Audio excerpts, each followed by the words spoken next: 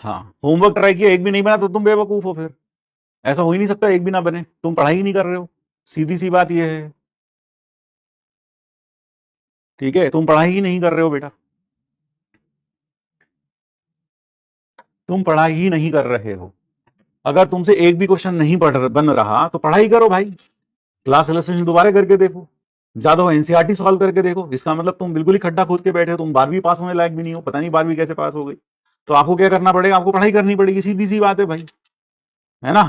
आपसे क्वेश्चन नहीं बन रहे तो बाकी कहीं से तो बन रहे हैं, तुमसे नहीं बन रहे तो कहीं ना कहीं डिफेक्ट तुम में भी है ना भाई, है ना। अगर तुझे ऐसा लग रहा है कि सरस्वती माँ के धरती पर पढ़ा देगी तो फिर तुझसे सारे क्वेश्चन बन जाएंगे, नहीं बनेंगे भाई, क्योंकि क्वेश्चन तो अपने दिमाग से बनाने पड़ते हैं, मेरे दिमाग से नहीं, ना किसी सामने वाले के दिमाग से। तो क्वेश्चन तो तुम्हें खुद अपनी मेहनत से बनाने पड़ेंगे। ठीक है, आजकल ये एक अलग तरीके का चक्कर चल रहा है, वो क्या, क्वेश्चन नहीं बन रहे तो उसका दोषी टीचर है, बच्चा नहीं है, टीचर दोषी है कि मुझसे क्वेश्चन नहीं बन रहे। बता यार, तुझसे पढ़ के मुझसे क्वेश्चन नहीं बन रहे।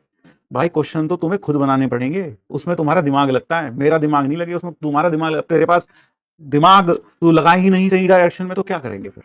डायरेक्ट सही डायरेक्शन में दिमाग लगाएगा, मेहनत करेगा, तभी तो सवाल बनेंगे भाई। नहीं भाई, तभी तो सवाल बनेंगे। और तुझसे नहीं बन रहे, तू मेहनत नहीं कर रहा तो कैसे बन जाएंगे। तू सोच रहा है फ्री फंड में बन जाएंगे, बिना मेहनत किए बन जाएंगे, बिना क्लास इलस्ट्रेशन रिट्राई करे बन जाएंगे। मैथ हमने पढ़ा नहीं पहले 12वीं में, कभी ढंग से नहीं पढ़ा, ना स्कूल में पढ़ा, कहीं हमने नाम पढ़ना चाहते हैं तो फिर भाई नहीं बनेंगे, बनने भी नहीं चाहिए ऐसे लोगों से, ऐसे लोगों से बनने भी नहीं चाहिए। ठीक है ना।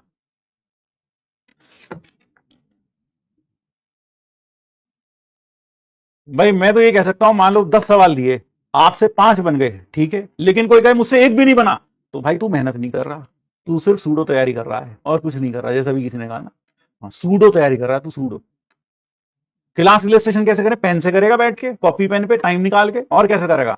अब ये तो है नहीं, मैं तुझको बताऊं बेटा, इसके लिए पहले तुझे हिमालय पर्वत जाना पड़ेगा लाल लंगोट बांध के, और वो भी नंगे पांव, है ना।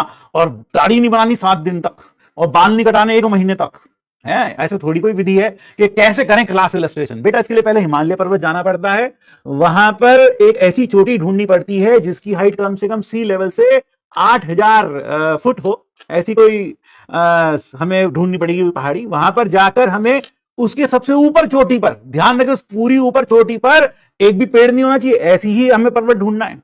और ऐसा पर्वत ढूंढने के बाद वहां पर उसे झाड़ू से साफ करके अच्छे समतल बना के, फिर वहां पर एक सफेद रंग का कपड़ा और उसके ऊपर लाल रंग की चटाई, और उसके साथ में पानी का छोटा सा ग्लास, वो भी पीतल का, है ना, हाँ वो भी पीतल का, वो रखकर फिर उसके बाद एक पेन से, हाँ एक पेन से, पेन भी सफेद रंग की उसकी बॉडी होनी चाहिए, रिफिल उसमें काले रंग का होना चाहिए, फिर वहां बैठकर क्लास इलस्ट्रेशन करनी चाहिए, तभी तुम्हें समझ में आएगा भाई।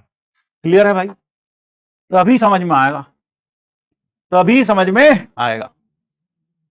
चलो भाई, ठीक है। क्लास इलस्ट्रेशन कैसे करें, ऐसे करनी चाहिए क्लास इलस्ट्रेशन। हाँ,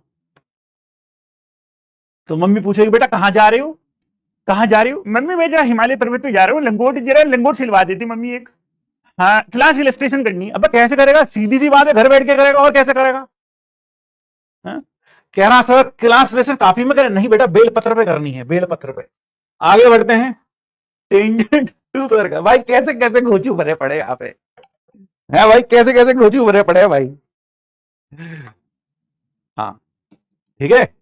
और बेटा खाना कुछ नहीं है, हाँ 4 दिन तक बिल्कुल निर्जला व्रत रखना है, व्रत रखने के बाद फिर तुम्हें क्लास इलस्ट्रेशन करनी है। ठीक है। हाँ,